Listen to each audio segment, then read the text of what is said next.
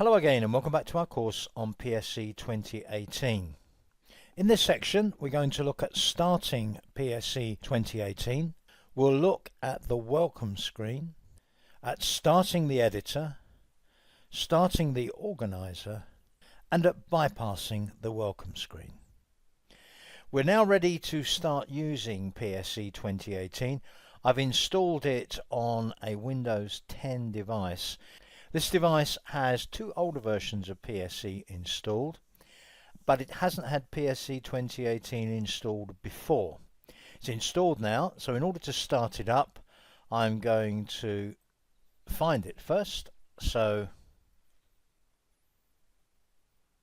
one of the options there is Adobe Photoshop Elements 2018.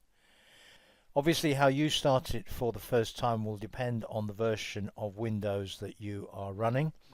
If you're running Windows 8.1, you may already have installed it with a tile. If you're using Windows 7, then it should be on the Start menu. But let's click to start. In general terms, PSE tends to start quite slowly, but the first time you start each component of PSE, it will probably appear to be particularly slow. But after it's started, you will see what's called the Adobe Photoshop Elements 2018 welcome screen. And from this welcome screen, you basically have three options.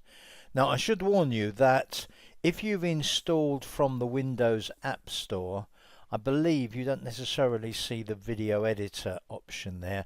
That's the Premiere Elements option. But you should see the photo editor, what I'll generally just refer to as the editor, and the organizer. And from this welcome screen, you can start either of those two. So let's start with the editor.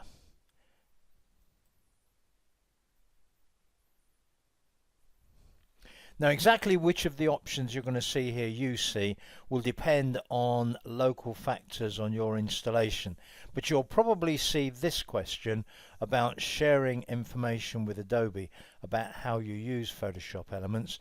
As it says there, by default this sharing is turned on, but you'll be able to turn it off later if you want to. There is an option here to change the preference straight away. I'll come back to those preferences later. I'm just going to click on OK. And eventually the photo editor starts.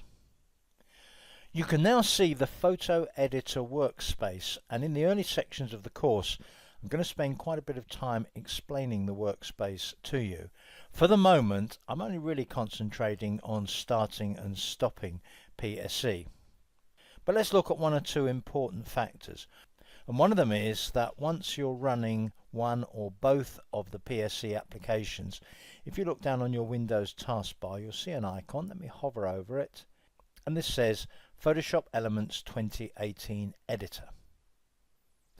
Now on this occasion, what I'm going to do is to right click on that icon and say Pin to Taskbar. And the Pin to Taskbar will give me a good start option for the future. So Pin to Taskbar, and it's pinned. Now I'm going to exit the editor again. As with many Windows applications, you have a number of ways of exiting. There is a close button in the top right hand corner of the editor window there. There's also a file menu. One of the options on there is exit.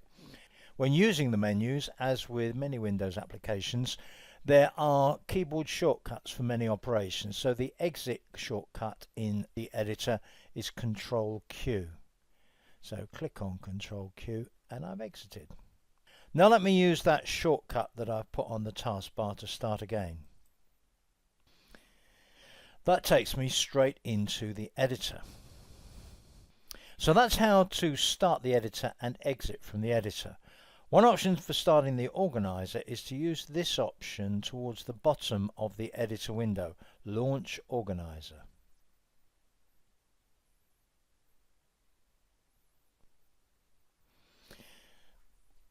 Now the Elements Organizer asks me a question. The catalogue Toby knew was created with an earlier version of the product. Would you like to convert it now to work with Elements 2018 Organizer?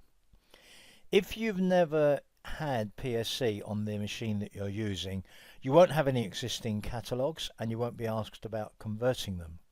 If you have had PSE on the device before, you may still see one or more questions like this about converting existing catalogues of images.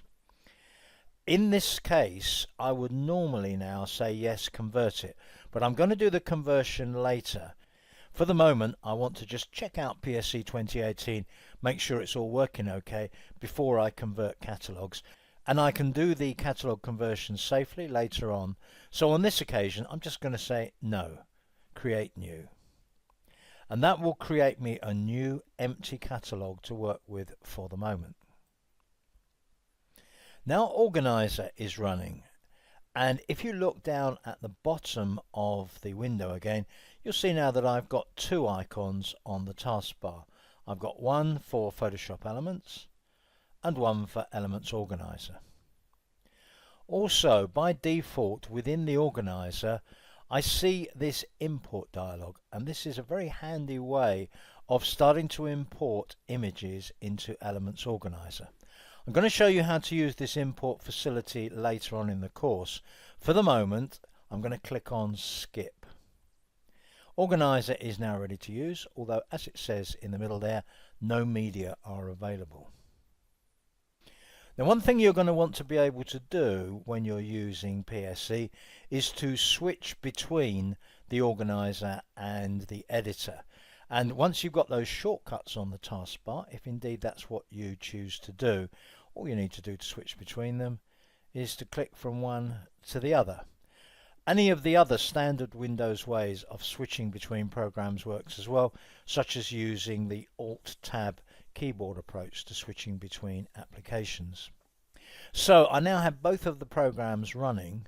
The two workspaces have a lot of similarities. They both have menu systems, for example, but they also have very different purposes.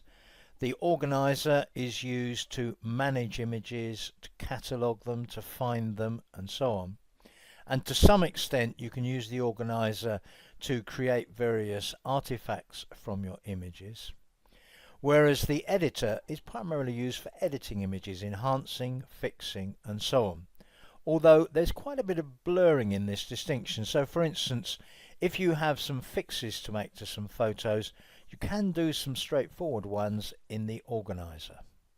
Now that I've got both of them running, what I'm going to do is to pin the Organizer to the taskbar as well. I'm going to close both programs. On this occasion for the Organizer, I'm going to use the close button in the top right hand corner. And now I'm going to start up PSE again in the way that I did before.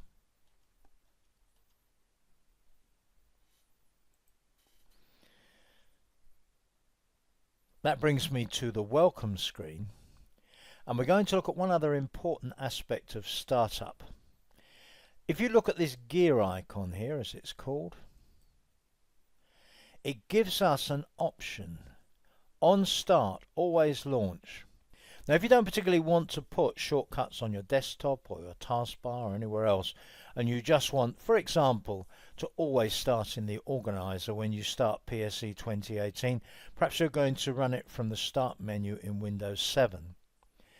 You can choose from these three options. You can say, I want to always start with the welcome screen, always start with the photo editor, always start with the Organizer. So if I were to select Organizer here, click on Done, close that, Adobe Photoshop Elements 2018, and now when I start up, it will always start in the Organizer. I can of course still go to the editor. All I need to do, click on Editor here, and the editor is running. And that can be a particularly useful way of working if, as I say, you don't particularly want to put shortcuts on taskbars, desktops, etc. Now you can choose which way you want Startup to work on your machine. It's entirely your choice, and it's pretty straightforward to change it later on if you need to. That's the end of this section. I'll see you in the next one.